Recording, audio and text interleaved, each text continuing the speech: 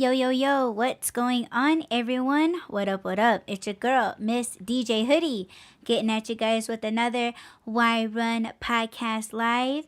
And up on panel, we got Just Rob. Boo. Mm-mm.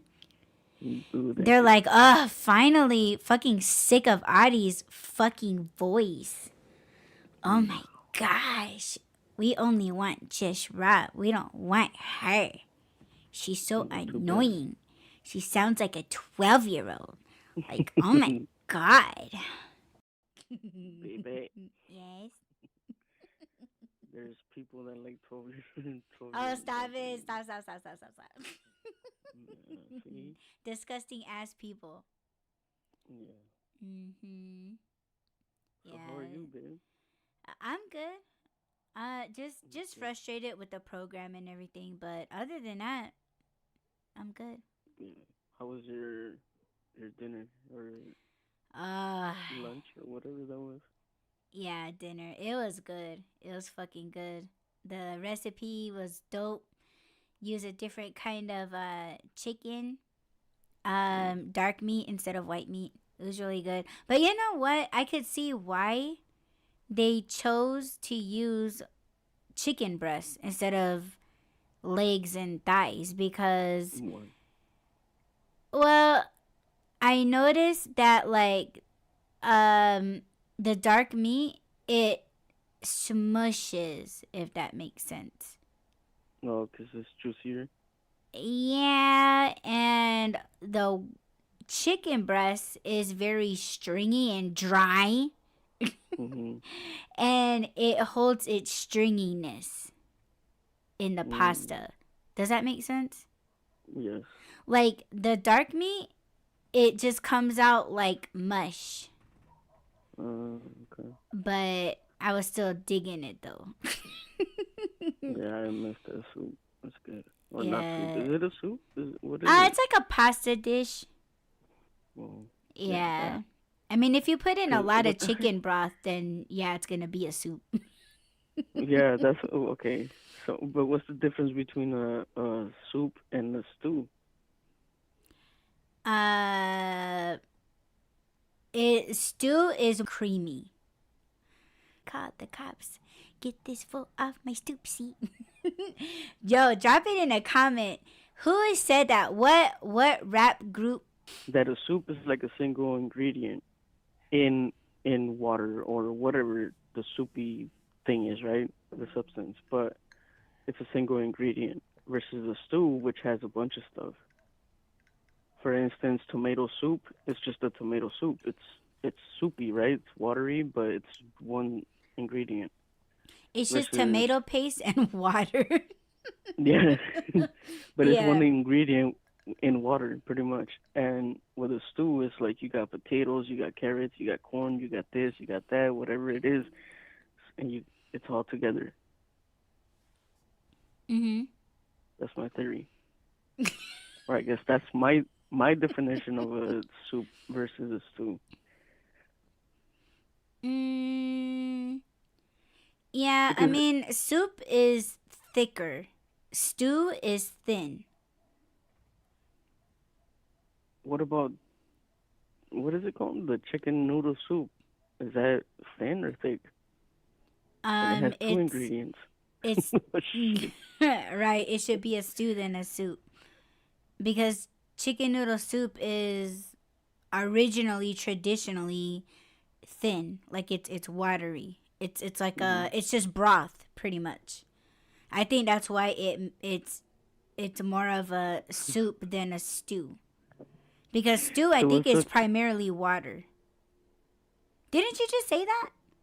Yeah, I think so. I don't know. Okay. I don't know what We're we're going saying here. around in circles. But this is good though, because neither one of us knows, and I hate when there's an expert and they're like, "Well, technically," and it's like, "Shut the hell up! Just tell me." Well, I think I'm more right because chicken noodle soup, it is thin but is made primarily all just broth. So I think that's what Mhm. makes it a soup. A stew is just water and the ingredients make the flavor. So then, Soup, um is, I still think, thicker because it still calls for a broth and like I said, heavy creams and so that's So what then what is thickens up the thing, the then mixture. what's a clam chowder? Clam chowder is a soup because it's thick. But it's not running. Oh yeah, yeah, yeah. See, we're learning, babe. We're both fucking wrong and shit. There's Well, people out there that are like, oh my god, you're an idiot. well, I know because I make soups. Like my favorite Hmm. soup to make is the Italian sausage soup. And it calls Hmm. for heavy cream, it calls for cornstarch and all of those things. So it's not like a stew. And I've made clam chowder before. I've made tomato soups before.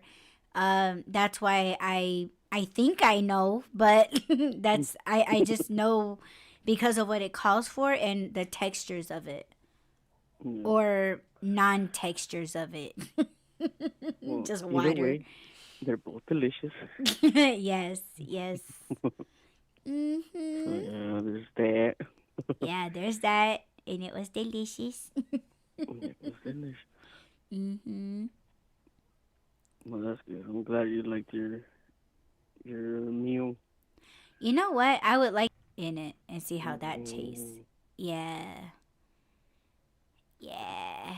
I don't have I know they sell them. I never knew it before, but like they sell like the bacon bits in like a bag yeah, at the grocers and it's like yeah, dry. yeah. And of course I I feel would like that admit dog. Yeah. Uh yeah. huh. Yeah. Uh-huh. Like, do you want some? Yeah. They made that poor dog sound pathetic. Like, oh my god, no, that's horrible. That's horrible. Make him sound cute, not desperate and poor sounding. I mean, I don't know. I don't like Yeah. that. He's like, yeah. Uh-huh. Yeah. I don't know. I seen that a couple of times. I had to scroll I think. because I don't like to see animals be embarrassed, even though they don't. Yeah. They probably don't know that they're being embarrassed. Yeah. You were talking about the Hmm. bacon bits, like the little, Yeah, like the they're ones that come in dry. the Like shaker. Oscar Mayer has them. Have you ever heard them? Not. I never got a pack because for me, my bacon bits is gonna come off the skillet. Yeah, do that. I've had those. They don't taste like bacon. They taste like little rubbery things. I don't know. It's weird. They don't really have that bacon taste. Oh, really?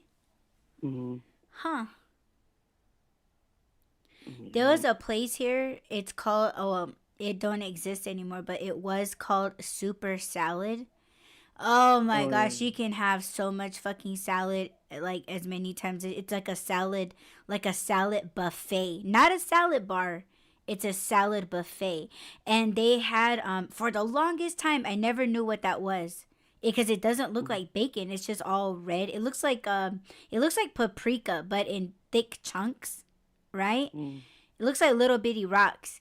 And I never knew that that was bacon. And uh I was, let's see, my mom, well, no, I think it was my dad. My dad was putting that stuff on his salad. And I was like, what the hell is that? He's like, bacon. I was like, those Mm-hmm. are bacon bits? And he was like, yeah. Oh my God, I freaking went to town. I mean, you know what? Those actually did taste like bacon. But oh my God, bacon ranch on salad. Mm. Oh my it was good. See, so just cook your bacon, let it sit, let it be Let crispy, it not burnt, dry. but let it dry.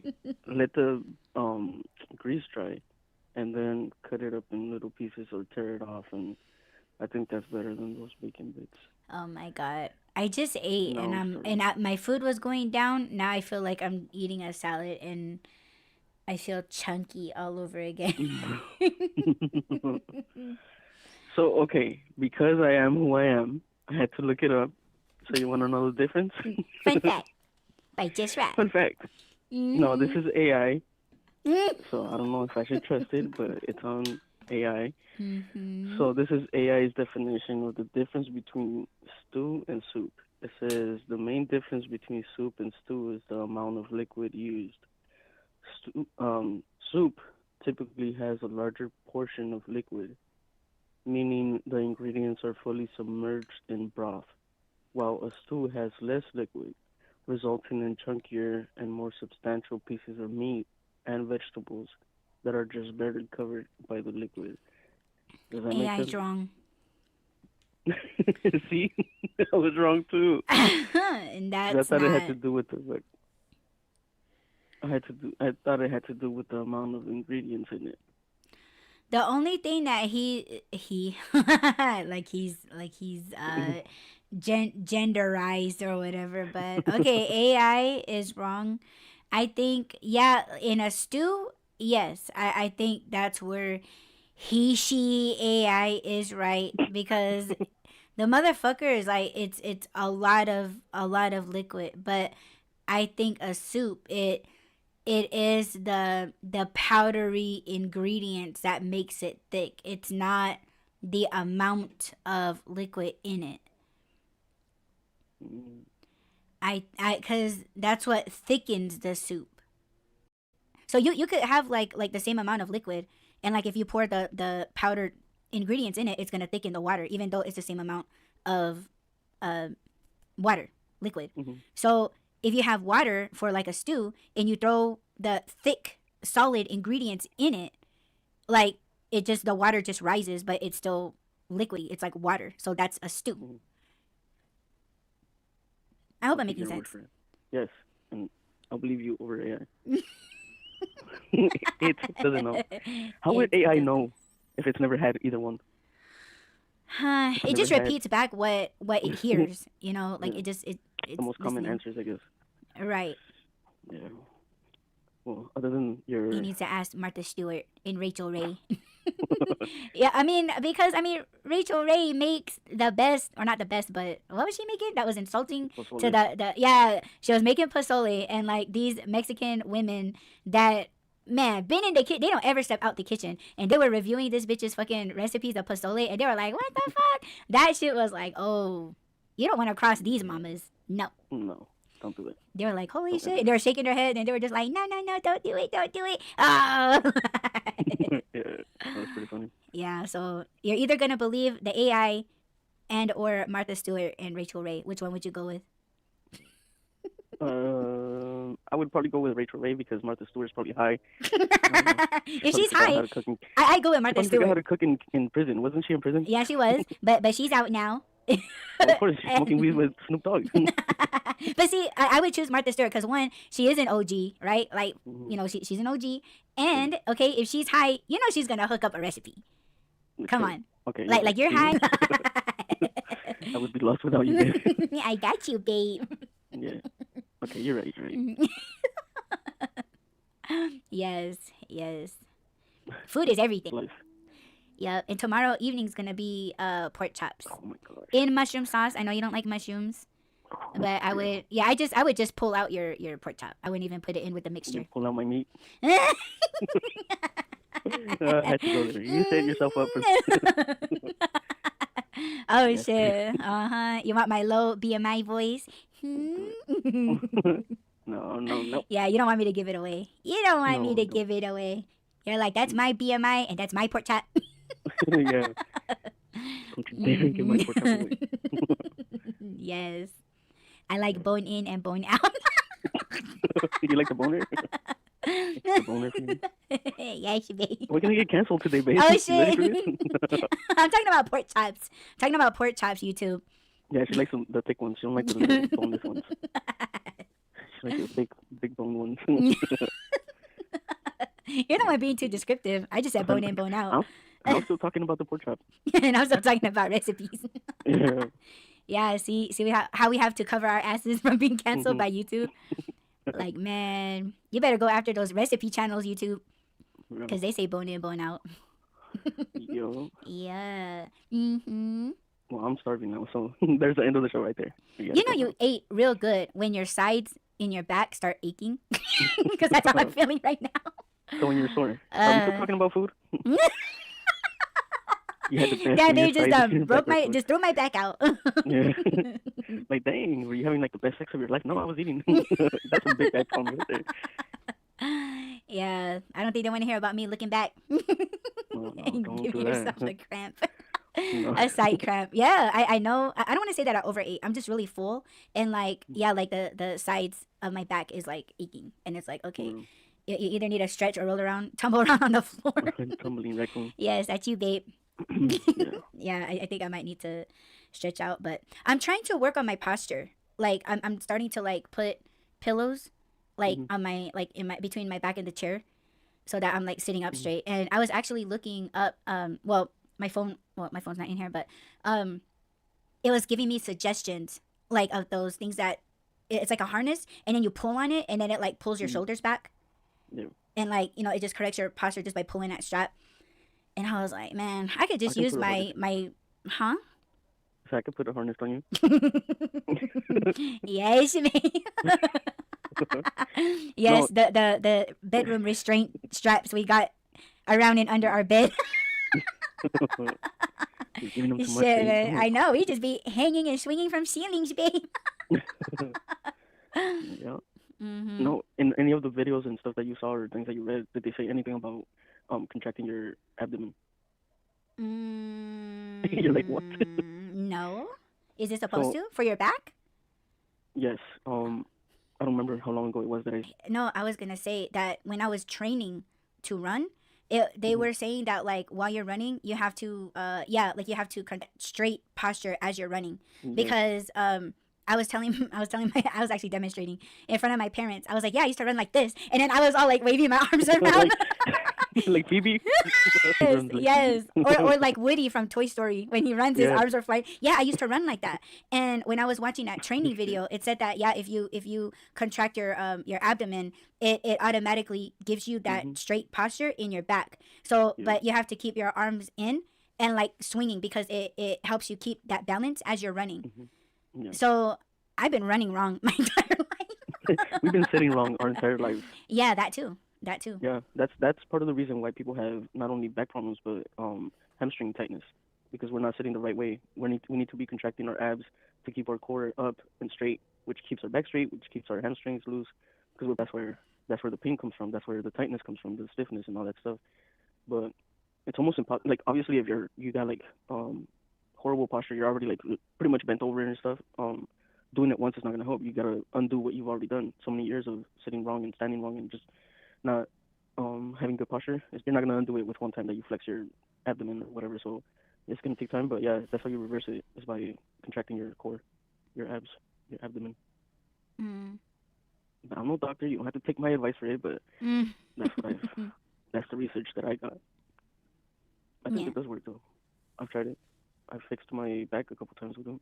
Of Oh, course, we nice. forget. Like who's sitting there thinking, "Oh, I gotta contract my abs." No, we forget. We're just sitting there like flopped on the bed or whatever. That makes a difference too. Like if you're sitting on a couch versus a computer chair versus a bed versus like a beanbag, all these things make a difference. Mm-hmm. So yeah, They can't but just make one type of chair that's like perfect for everything. So yeah, it's like, yeah, like I don't know, but I guess it's just different kinds of comfort. yeah, Like somebody that has a big ass is gonna be like, oh yeah, this is comfortable, and it's like they're sitting on tile, versus right. somebody that has a long back and like Like no me, ass. I have a long back. No, you don't. Oh yes, I do. Mm-mm. Oh no. What? I could crack That's awesome. walnuts on your ass, babe. What does that mean? It's your up and down game, babe.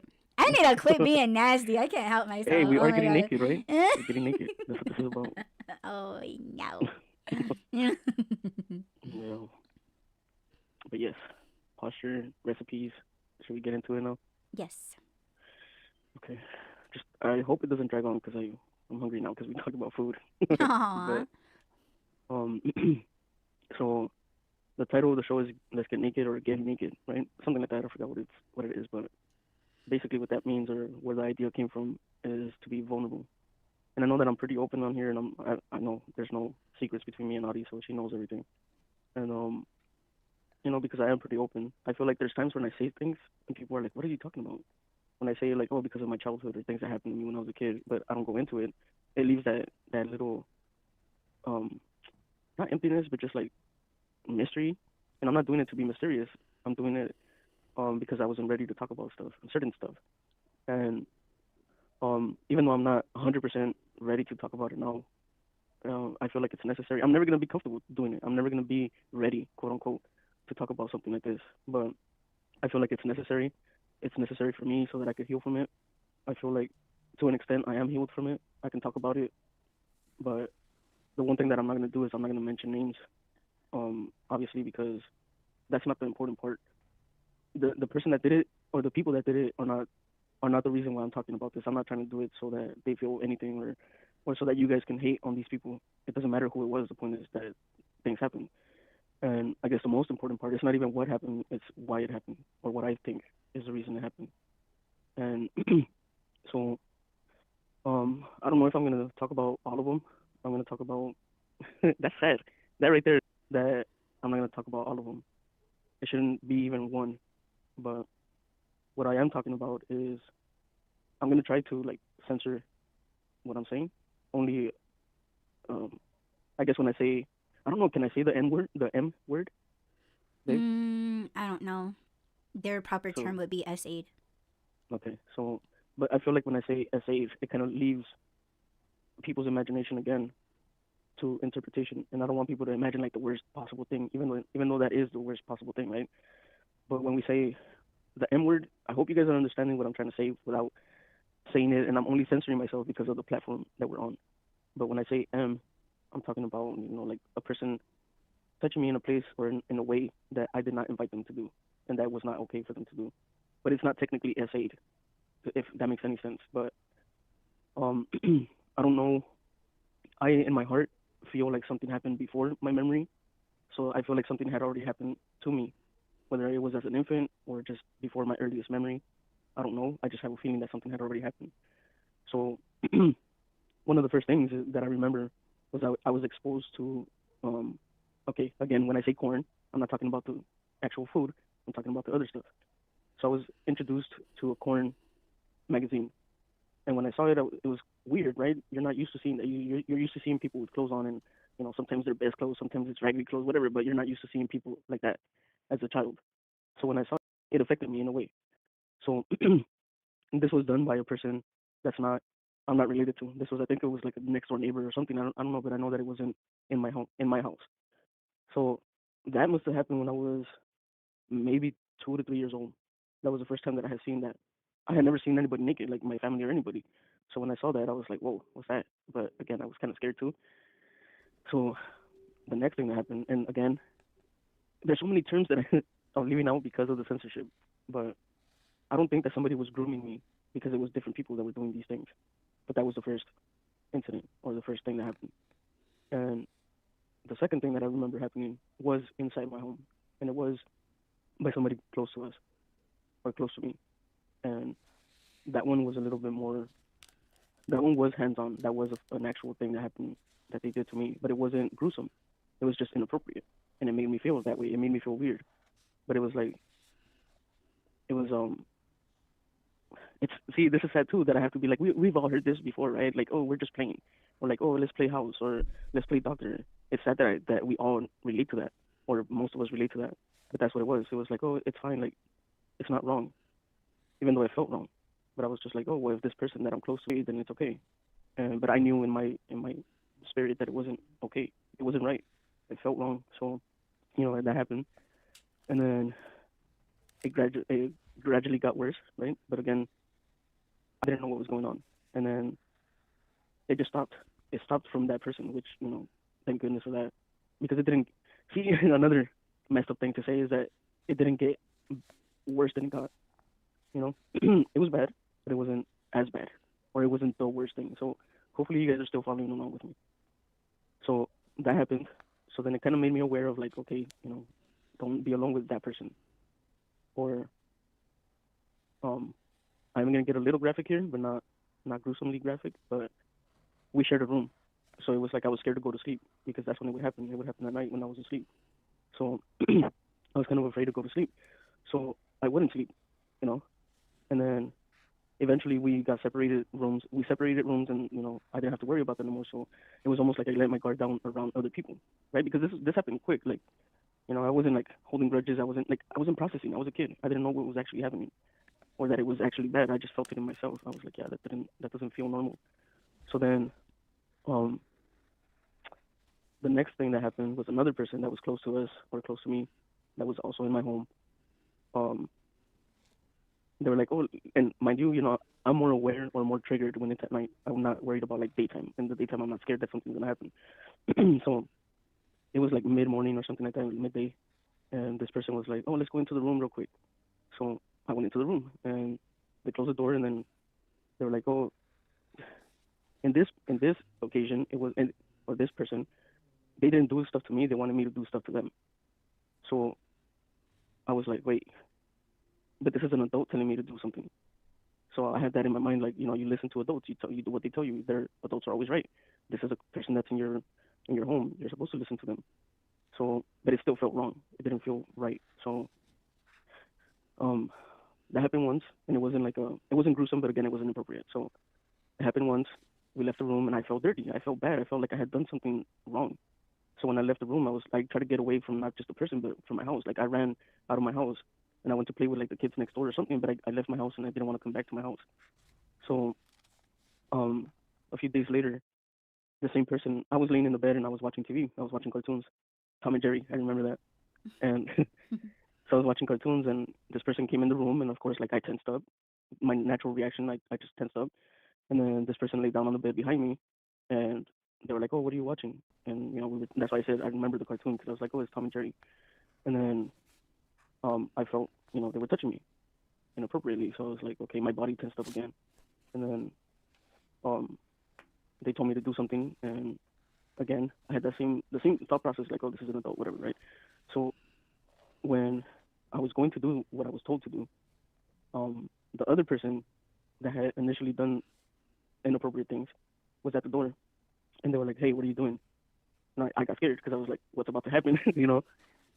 Um. So anyway, so I got scared and I jumped off the bed, and they were like, the person that was by the door was like, get out the room."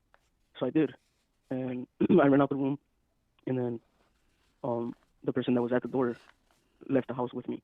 But we didn't talk about it. We didn't say anything. He didn't ask. Or fucked up. But anyways, this person didn't ask what was I doing. Didn't say anything. We didn't talk about it. I don't know if anything was said between them two, but that was, that I didn't know. So then, um, I think, well, I'm pretty sure because I don't remember any other incidents in my home with not only with these people, but no one else. But it started happening outside of my house. The next time something happened was in school. I was in elementary school. I had this friend that I used to play with all the time, and I don't know if they still have these things, but they're not classrooms; they're bungalows. So it's like a trailer that they have set up in the playground. And in this school, they had a whole section of them, so they're kind of like up on top of bricks. I think I don't know what they're sitting on, but they're trailers, and therefore they have like underneath it's open. And I remember being under the we were playing hide and seek, and I went under the stairs, and I was hiding behind the little stairs, and then um this person um we were both hiding there, and um I have to say the gender, I guess, right? Um, Mm, I don't know. well, she told me to she told me to put my hand out, and I put my hand out. I'm so obedient, man. I'm so dumb. But anyway, she told me to put No. my hand out. I did, and then she used my hand to do stuff to herself. And I was like, wait, what's happening? Well, I knew what was happening because, of course, the other times stuff has happened. It's almost like I just froze up. I didn't even know how to react. I just tensed up, and I was like, oh, it's happening again, or it's happening here, or it. I was just like, this is familiar, but I know it's wrong. So, like when that happens, and I felt, of course, I felt the same. Like I ran away. I ran away, and I was like, I don't know where to run to. Like, do I go home? Where do I go? I couldn't go to an adult because I felt like adults are bad. That this is normal for them. And then now I had a kid. This kid, or she was the same age as me, so now it's a kid doing this, and I was like, okay, what is it about me that attracts this? So um, I just remember after that time I was like, okay, so this is just something that's gonna happen to me, and I have to get used to it, or like I don't feel like I can go to anybody and tell them anything. I guess it's just my destiny. And then I started rebelling against myself. I started rebelling against myself. Mind you, I know that I've said about my childhood when it comes to religion. So I'm going to church and there's people like dressed inappropriate there too.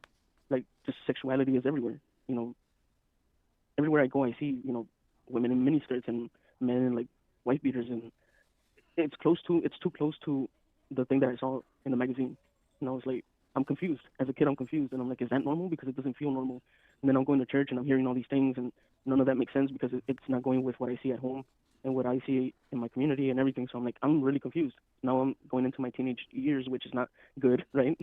We're all going through like puberty at this stage, and we're already hormonal and we're confused. So adding stuff to that doesn't help. So in school, in junior high school, I started ditching a lot. I started going to ditching parties. We used to call them ditching parties. And I remember being at a ditching party, and this girl that I had kind of been talking to, but not really like. I think I was crushing on her, but I didn't know if she was crushing on me or not. But we were together in this house, and she was like, well, there was other people there, but anyway, somehow we ended up alone. And she kind of did the same thing. Like she didn't ask me like, hey, can we kiss, or like, hey, do you want to do this? And I let it happen, I guess. I didn't invite it to happen, but when it started happening, I also didn't stop it. So I was like, again, in my mind, I'm thinking, okay, well, people just use me for this. This is all I'm good for. Like, again, this is my destiny. So then I think that's when I lost myself. That's when I lost my self value because I was like, okay, well, if this is all I'm good for, then that's what I'm gonna be. And I was like, I don't believe that there's a higher power, that there's somebody out there that can stop this and isn't helping me. So I think that that's also what helped me, or not helped me, but steered me away from God, because I was like, I heard the whole, oh, God doesn't let bad things happen to good people, so I was like, I must be bad, I must be a bad person. So, um, other things happened that I'm not proud of. I joined the gang, and gangs, stuff like that happens too, and I was just like, man, this is really what I am, who I am, what I was put on this earth to be, just something that somebody uses for pleasure and then just throws away. Because nobody stayed, nobody was like, oh, how are you? Like there was no aftercare. So I was like, okay, this is who I am. I devalued myself the way that I would rebel. This is disgusting, but I stopped taking showers. I stopped. I tried to make myself as hideous as I could possibly be to not attract people to me in that way. I was like, if I smell, if I look like crammy, so I started doing that. I wore this big thick jacket during summertime because I want to sweat. I want to be nasty. The nastiest thing you could ever imagine. I want to be that, so that people stop doing these things to me. So I did that for a long time. I think it wasn't until I was an adult. I think I was an adult when, and again, mind you, I'm going through all these spiritual things because of this spiritual stuff that I'm doing. That the visions and knowing about people's needs and all that stuff and caring for people and all that. That was from the day I was born to now. I just didn't know what it was. But I'm still, doing all the spiritual stuff, and I still feel God talking to me. I still feel the spirits and everything, and these entities, these good things. I feel good when I'm connected to God, but I didn't know that it was God. But I always felt that, and I was like so confused when it came to that. So I was like, okay, I'm gonna stop pushing away God, because remember I was like, God's not real. He can't be real, because if He's real, then that means that I'm a bad person, because God wouldn't let bad things happen to good people, so I must be bad. So again, I'm having these thoughts until one day I was like, oh, something else I guess that ties into the last show was that I had a conversation. I was talking to my brother, and we were talking about the Bible and all these things which I had never picked up, and I was quoting the Bible, and then after that I was like, why am I talking about God anyways? I thought I didn't believe in Him. I thought I didn't believe that He existed, because then that means that I'm a bad person, and I know I'm not a bad person. So then I felt like that little tug. I felt that little tug at my string, which was like, I'm here. I've always been here, and I guess that's when I first opened myself up to maybe, just maybe, it's true. And then, for a long time I wrestled with, okay, well, if I allowed that to happen and I didn't say anything, does that mean that I was in agreement with it? Was I okay with it? Did I like it? So I had to deal with those issues because, again, I steered away from church and religion, and so I didn't know how to go about it. So I thought once a sin, always a sin. Once a sinner, always a sinner. God is letting these things happen to you because you're already a bad person. So that's what it is. And if you deny Him, then you're not. There is no hope for you. So that's where I was for a long time. I was like, I don't, I don't know what to do. I don't know what to believe. And then I made the decision to go to a church and to open myself up to, okay, maybe He's real. maybe there's a reason for this. So I went to a church and I felt so. It was the weirdest thing. Not only did I know in my mind that I was not clean, I wasn't supposed to be there. I didn't feel like that's where I need to be or that's my place. I just felt out of place. I felt like everybody was looking at me. I felt like everybody was judging me. I felt like I was an outcast. And so I remember I went once. I didn't even pay attention to what they were saying or anything. I just didn't, I guess I didn't feel good, so I left.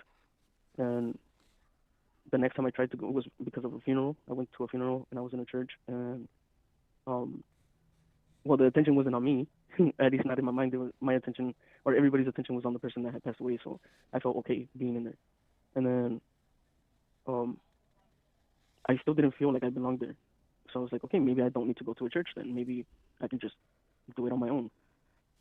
And and then of course now I'm an adult and I'm hearing about things that the church and religious people are doing to children, and then I'm like, I relate to that. I know what that feels like, but it wasn't because of a religion or a institution. It was because of what I had gone through. But I related to the kids. I wasn't thinking about like people that do this, but I was relating to the kids. And then I started like hearing people's stories of how what happened to them, and because it happened to them, they turned away from God. And I was like, yeah, me too. In a way, I could relate to that. So I was like, maybe that's the reason why this happened, because then I understand now. I understand them now, or at least I understand, and I know that they're not alone, and I'm not alone. So I told one person a long time ago. I told one person, or at least I asked them because I was confused, like I said, and they were like, I don't think there's nothing wrong with you. So that was like my little glimpse of hope, because I was like, I always went back to them telling me that it wasn't my fault. But again, my thoughts were like, no, you're dirty, you're dirty, you're the bad one, and all these things. So um, I started connecting with people, and I started understanding people's struggles when they were like, oh, well, I went to drugs and I went to this and I did that and all these other things, and I'm like, yeah, me too. I relate to that stuff, and because we're always looking for something. We're always looking for something to fill this emptiness that we feel inside of us, because we do feel like we're not worthy. We do feel like we were forgotten. And another what, like 20 years later, because this was early adulthood. Another 20 years later, yeah, I did struggle with a lot of depression, a lot of self hate, a lot of self doubt, a lot of like, who am I? Where do I belong if I can't be comfortable in my own home? Because people move on in their minds. The people that did this, and they're still in my they're still in my life. I see them and they're just acting like nothing ever happened. I'm the one that's internally battling with these things. I'm the one that's looking at myself like, damn, you're dirty. And you know, um, I did deal with depression a lot, and I don't want to say that word. If I say soy sauce, does it sound like that word? No, I think I Uh, can say it. I think I can say it because I've heard it a lot on YouTube. So I struggled with a lot of suicidal ideation. Like, I didn't think I was gonna try and do that, but I did think, like, if I was gonna do that, how would I do that? So I struggled with that for a long time. And then um I never attempted, but there was one time where I was gonna attempt it. I was pretty much gonna do it. I wasn't gonna attempt it. To me, in my mind, I was ready to do it.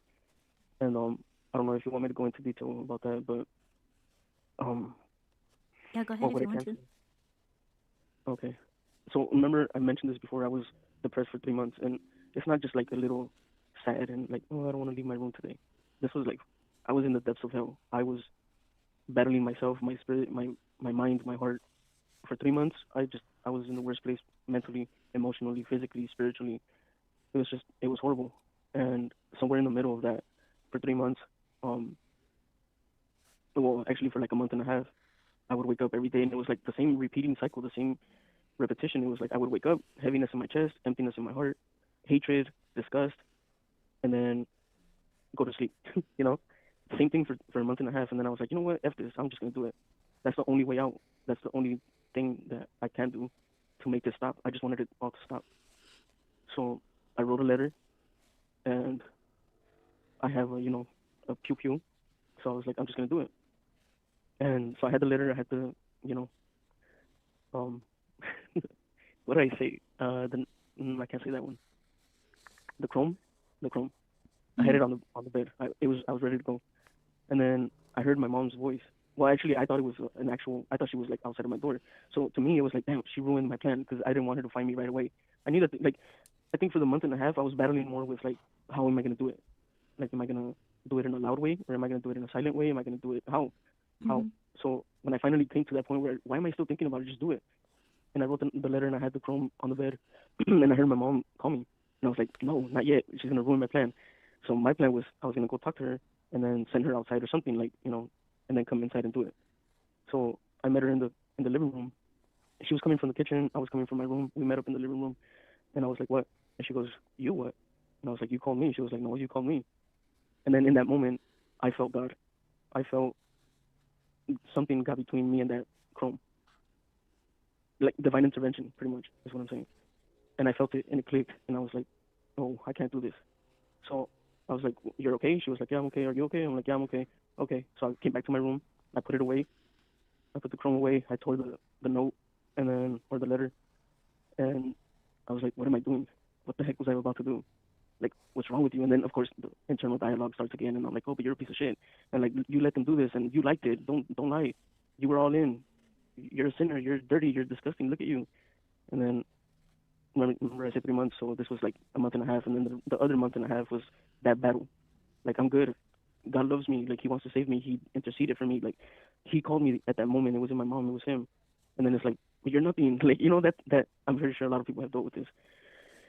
So I'm battling another month and a half with this same thing, the same cycle. And I'm like, why did you save me? Why did you stop me? What's the point? What do you want from me? I remember being in that point where I was just like, what do you want? Why do you keep tugging at me? Just let me go.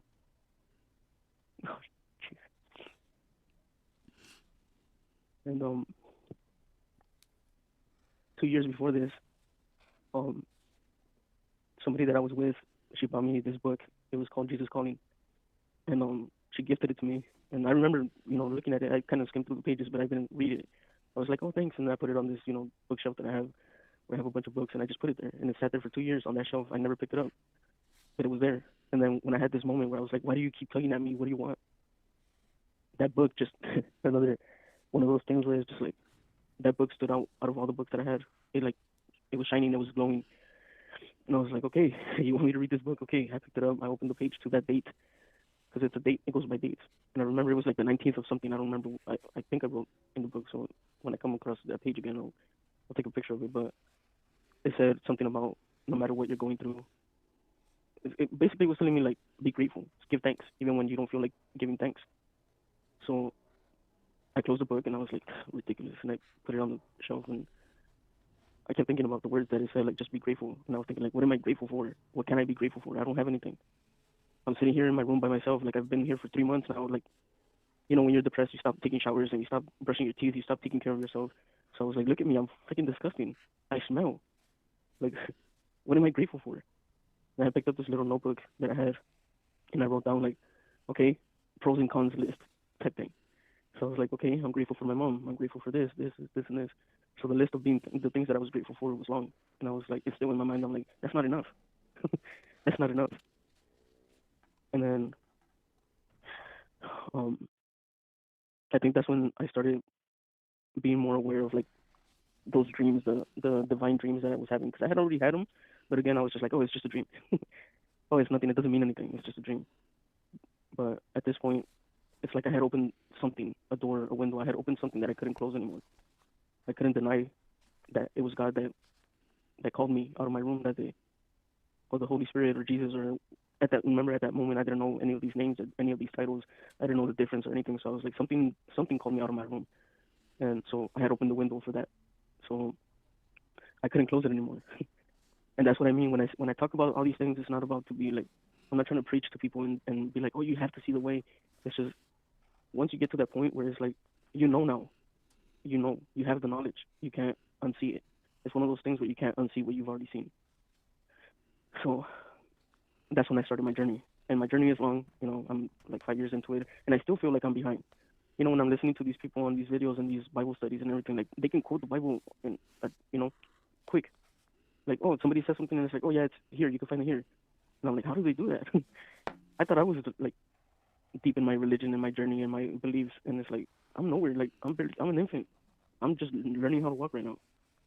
So I felt like, and like this week, a lot of things have happened. A lot. There's been a lot of um, not just spiritual awakening for myself, but a lot of eye opening for me. It's like, and I heard this quote today, and it instantly made sense. And I know it's not gonna make sense to you guys because you guys don't know the context of it. But there's this guy. He's giving his testimony. He says, you know, you can stand inside of a garage and never be a car. You can stand inside of a church and never be a Christian. And it's like, it hit me. I knew what he was talking about. I knew what he meant, and I was at the same time, like I said, it's opening my eyes to a lot of things that I don't want, things that I don't want to turn away from certain people, but I have to, and it's in my face now. It's here. I can't deny it. Me not telling this story, not telling anybody. Like I had told Audie, like I had mentioned things here and there, like I said on the show too, like about things that happened to me when I was a kid, but I had never really, in a public way, I had never done this before. I had done this in a private way, where I told two other people some of it, not all of it, but the only person that I've told everything to, including names, is to Audie. And I woke up with this feeling like 2 days ago that I had to let this out. I keep telling myself like, oh, it's okay, I'm healed. I've been through it already. Like I forgave them, and they know that I forgave them, so I already got my closure there, and everything's fine. But deep down inside, I knew it wasn't fine. I had to confess it to you guys. I had to say it because I know that there's people out there that feel the same way. They feel like, who am I? I'm trash. I'm nothing. I'm nobody. Things have happened to me. People don't care. And whether people are relating to this or just open and understanding, or they've been through it and they feel like I'm not alone, maybe that's it. Maybe that's the only reason why I had to say it. But um, yeah, that's it. That's pretty much it. Here I am. I'm naked in front of everybody, and I don't like it. I don't want to do this, but I had to. You know. Hopefully, it helps someone. Like I always admire Audie because I think it was within like the first month of knowing her, she just came out and said it, and I was like, how could you just say it? How could you just say like that happened to me? And so I always admired her for that, because I was like, she's in a good place, and if she can just say it like that. And this is me being that open and that vulnerable. We're so scared to be vulnerable. I don't like it. I don't like crying in front of people. And the last week I've been doing nothing but crying. So all of these things that I've been holding on to, I'm just shedding them.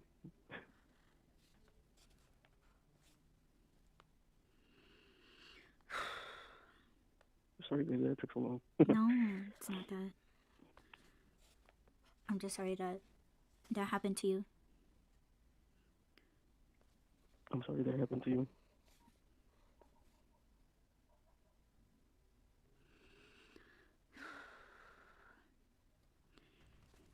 It's heavy. Yeah. I mean, there's times that there's times when I do think about it, and we briefly talked about it when like the negative things are getting into your head, like, oh well, you liked it, Mm-hmm. like you still participated, like again and again, you know what I mean? But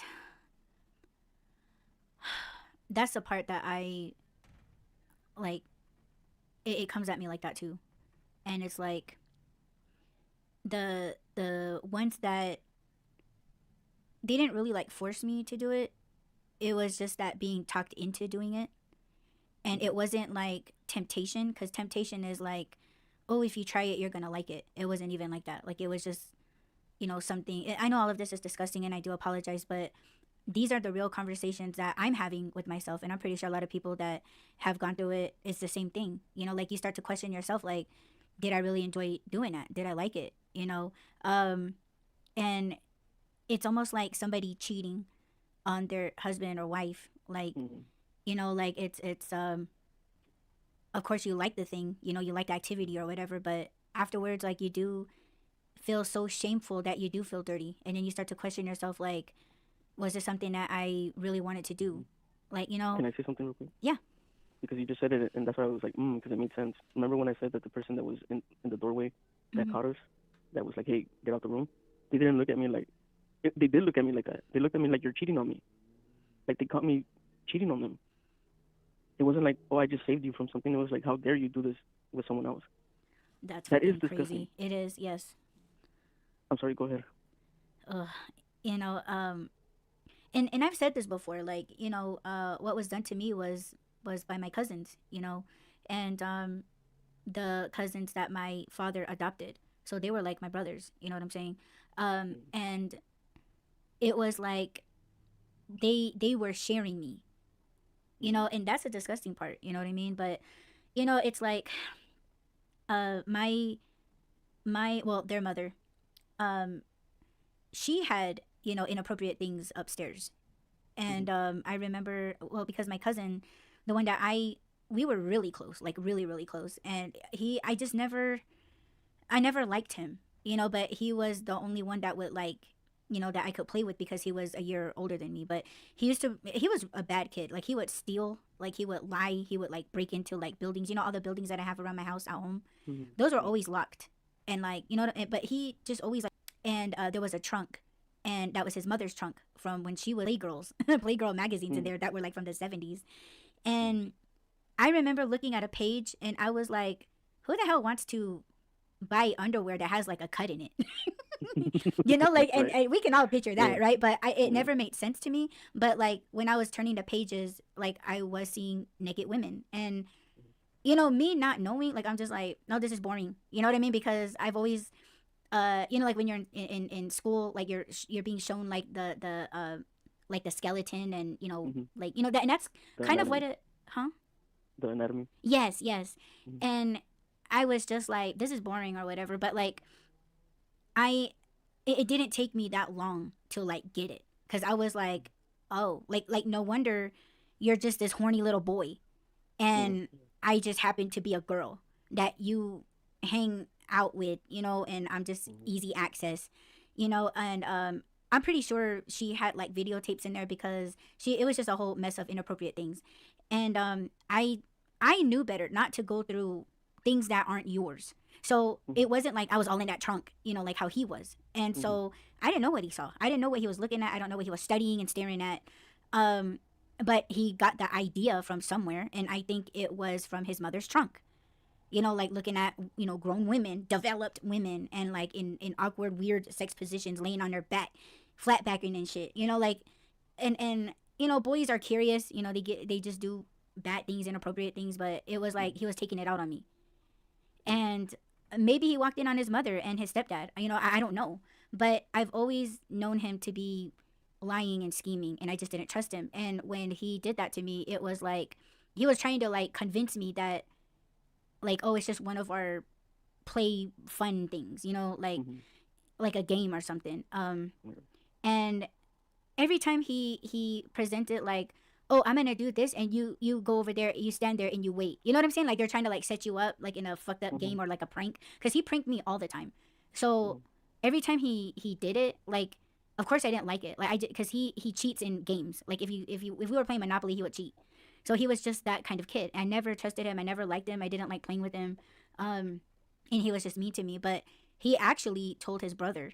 And one night when we were all sleeping in the same room, and like he was kind of telling his brother like, "Oh, she'll do it."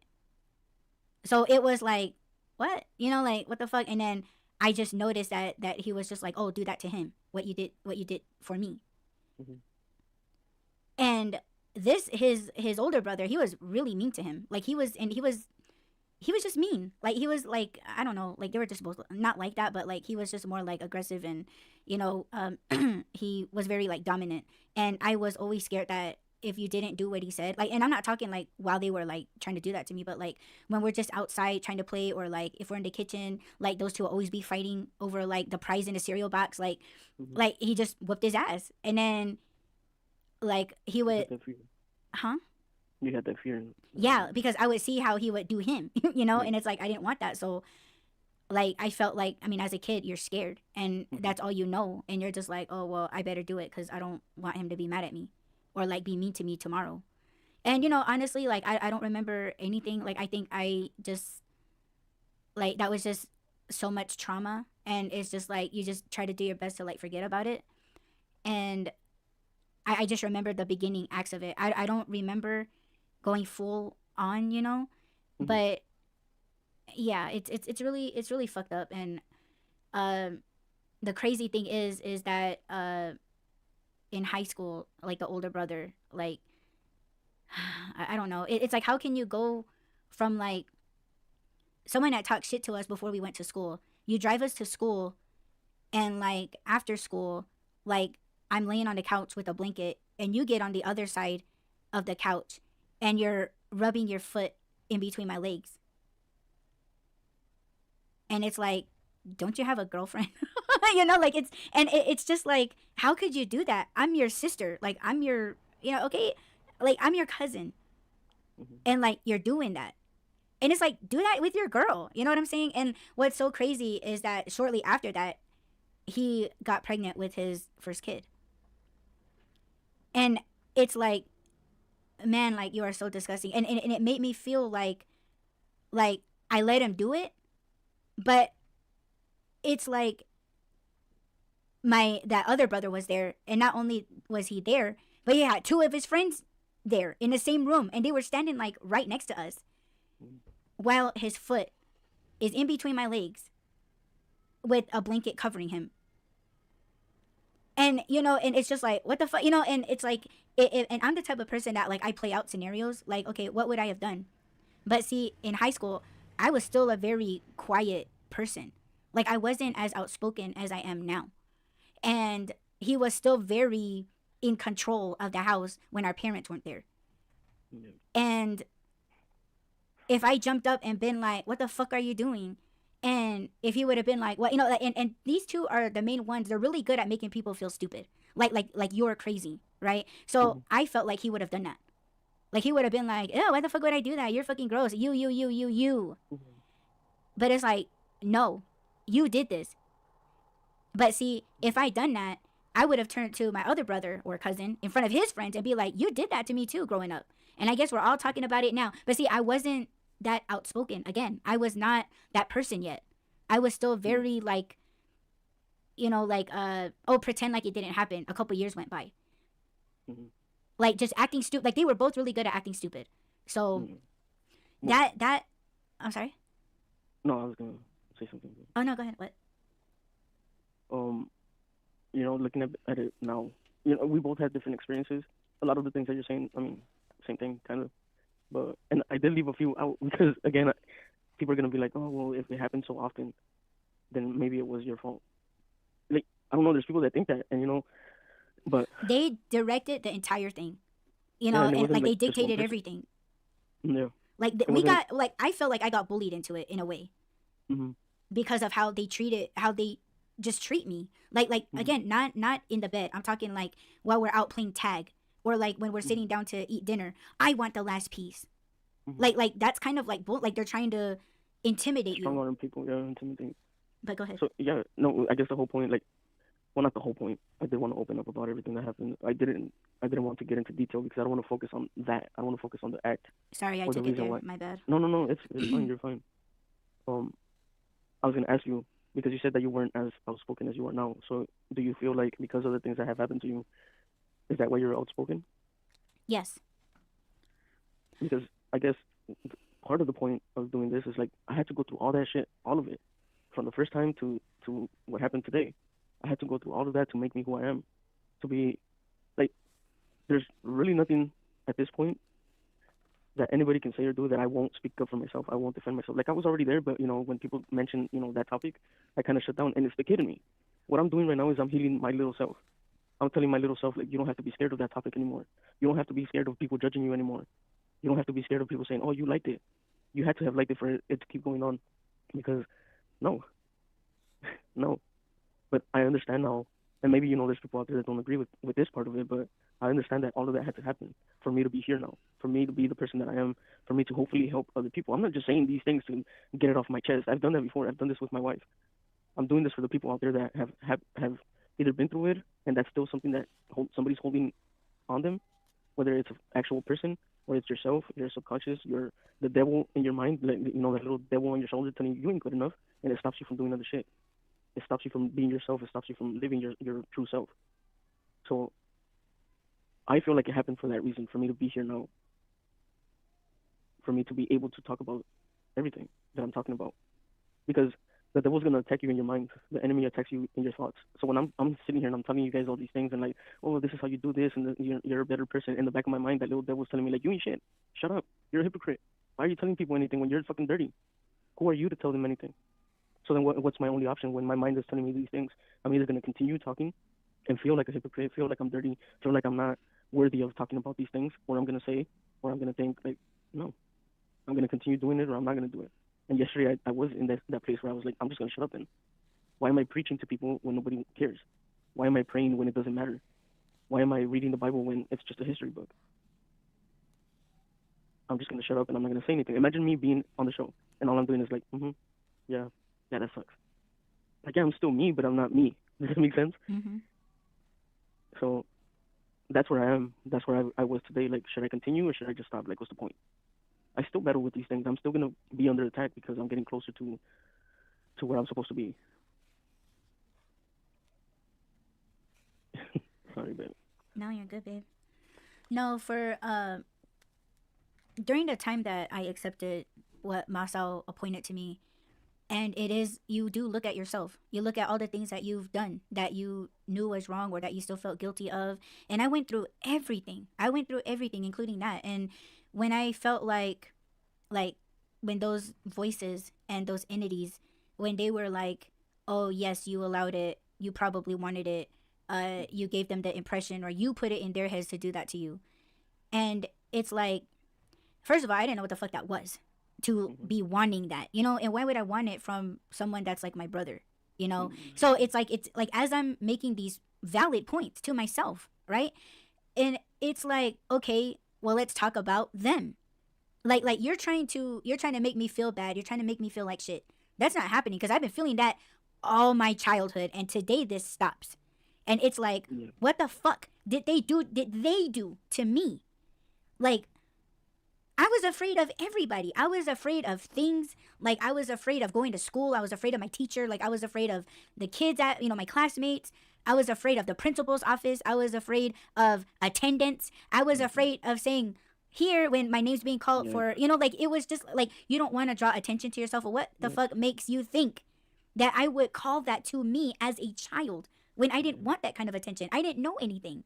So it's like, you can't make me feel bad over what someone else has done. And I thought about him too. It's like, okay, he was a bastard ass little kid, because he fucking was. His dad wasn't there. His real dad wasn't there. His stepdad gave them to my dad, and he was like, you raised them. And my dad said, okay, now you guys are my boys. You guys are my sons. And they still fucking went and did what they did to me. So it's like, all right, well, let's see how they were. And I've already said everything. They lied, they schemed, they cheated, they broken into places, like, like all of these on top of what they did. And okay, again, boys don't know what they're going through, and if they find, they're lucky, they think that they scored once they find a Playgirl magazine or a Playboy magazine, right? Or like just finding a video like, oh shit, and they can't take their eyes off of it, but they're like Butters from South Park, where he's, or not Butters, I think it was Stan. Was it Stan? I think it was Stan. Where he was drawing boobies everywhere like a caveman. He would draw two big circles and like two round little dots for the nipples, right? Like, but they're being boys, like they're being introduced to these things too early. They're not in a sex education class, so they're just finding things in the home because of their parents or a relative doing that to them. And then that's when they get that curiosity, and then they start looking around to test it on. And I just happened to be there. So, and that's why I said, like, I can get like a child's, like when they're learning or being shown, introduced, and experimented on even by sick fucks out there that take advantage of children in this way. It's fucking disgusting. But when it's kids doing it to kids, they probably do see it as playing or playing house, or that's fun to them. But there is a time where they just, boys, they just wake up and their body is doing things, and I'm not even gonna say it. I'm not gonna fucking say it. Yeah. But another point that I want to make. No. Okay, go ahead. No. Because I know that that's your experience, but like I said, you and I, we've been through the same shit, different, what is it called? Perspectives. So, in my life, people, male, female, grown-ups, children, it doesn't matter. I've been through it all with all kinds of people. So it's not like I can say, oh, it's just women, or it's just men, or it's just adults. It's everyone. Everyone failed me. Everybody that was supposed to protect me and teach me did not do shit. So where do I look? It's hard for me to look at someone and be like, I had to be the grown-up. I had to be my own protector. I had to not only protect myself, but when I see there's little cues that I can fucking pick up on now because I've been through it. When a kid doesn't want to hug their uncle or their aunt or their sister or their cousin or whatever, and they don't want to be around a certain person, there's a reason for that. There's fucking cues everywhere. And I see them, I pick them up. And I'm like, there's something wrong there. And I always try my best and help, like even if I have to put myself in the middle of it. But I don't want it to sound like it's just boys or it's just men. Mm-hmm. Because I can tell you from my experience, it was women too. I'm sorry, like I'm not trying to contradict you or go against you. I'm just trying to put that out there. Like I don't want men listening to this thinking like, oh, that's just a female issue. It's not. It happens to us, and it probably happened to you. And if it did happen to you, and it made you who you are, and it made you feel like, oh, now I'm an asshole and I treat women like shit because somebody hurt me. Don't take it out on innocent people, and it wasn't your fault. You're punishing yourself for something that someone else did. Mm-hmm. Forgive yourself. Understand that you did not do anything wrong. You did not want it. You did not ask them to do this to you. It happened, and it wasn't your fault. And being resentful and being bitter and being angry and being hateful is not going to change that. It's always going to be there. What is going to change that is you forgiving yourself. By you forgiving yourself, you'll forgive them. Because, and I think we've all heard this by now. Like anger is poison. You're drinking poison. You're poisoning yourself, hoping that the other person dies. And like I said earlier, the people that have done this to me, they're living their best lives. Like I look at them and I'm like, how the fuck? How do they have cars and like families and they got all these things that I want or that I at some point like I look at their stuff and their things and I'm like, where are my things? Like It's why almost are like they a so cover up. blessed? It's almost like a Yeah, cover up. Yeah, that's how I yeah, look like yeah, at like oh, look at them. if I buy Mm-hmm. this car, people are gonna like me and they're not gonna think that I'm a threat. But at the same time, I really look at their lives and I'm like, they're fucking miserable, man. They don't have that peace that I have, and that's my payment. That's my glory. That's my blessing is that I'm at peace, and now I'm even more at peace because I said it out loud. I didn't just say it to my wife, which it's good. Obviously, me and her, we don't have any fucking secrets. She's told me everything from things that she did like. Now I'm not talking about that, but things that she did like that she was like I shouldn't have liked that, and I did, and I'm the same way. I tell her things that, man, if people would listen to our conversation and be like, you guys are talking like saying too much, but there is no too much when it's your partner. She's my everything. When I talk to her and I tell her these things, is I'm telling myself. That's why I said we have been through the same shit, different perspectives. It's like I'm talking to a mirror and I'm talking to myself. She's reflecting back to me everything that, like when she talks to me and I'm like, I've been through that. I know what you mean. I know how you feel. I can relate to her and she doesn't feel alone and I don't feel alone when I'm talking to her. And mind you, we're talking about disgusting things. We're talking about hurtful things, but we're relating and we're like, I know what you feel. I know. So this is what we're doing for you guys. You're not alone. It wasn't your fault. And it does happen to a lot of people, unfortunately. Hopefully that changes because if that's, man, look at all the damage that it can create. That's why I keep saying like I could have turned out to be the most horrible person, and I would have been justified. I would have been like, well, okay, well nobody protected me when I was 3 years old, so I have the right to take someone's life if I want to. I could have gone that route. I had the chance. Like trust me, the devil has been tempting me since I was born. I've had chances. Like man, I'm no saint. I'm no saint when it comes to the eyes of modern people. I've been through shit. I've done shit. You know, but I'm not a bad person, and God knows my heart, and I know that He's forgiven me. I know that, and that's how I can be here right now. That is why I'm here right now. He called me out of this room to save my life. So if you guys don't believe in God, and you guys are listening to me, and you're like, oh, I think he's a cool guy. I just don't believe in anything that he's saying. Thank God that I'm still here because it's because of him that I'm still here. That you guys are listening to me. And for those that are like, boo that guy, you're not gonna win. I'm not gonna shut up. You're gonna hate me for a reason. I'm gonna give you a reason to hate me.